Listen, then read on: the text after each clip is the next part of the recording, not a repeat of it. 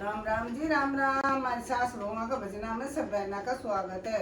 बोल सियावर रामचंद्र भगवान की जय। बोल सनातन धर्म की जय।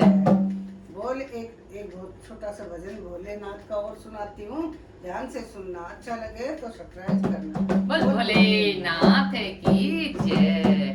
एक दिन पार्वती मैया भोलेनाथ से कहती है, हे नाथ, सभी अपने अपने महलों में रहती हैं मेरी सखी सहेलियां, और मैंने पूरी उम्र बिता दी। मुझे एक झोपड़ी में पर्वत पे रहते रहते मेरे लिए एक महल बना दो।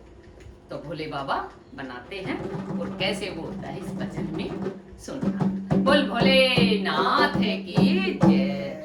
एक दिन पार्वती कहने लगी भोले से, एक दिन पार्वती कहने लगी भोले से, एक दिन पार्वती कहने लगी भोले से, सारी उम्र रही जंगल में, सारी उम्र रही जंगल में, रही ना एक दिन रंग महल में, रही ना एक दिन रंग महल में,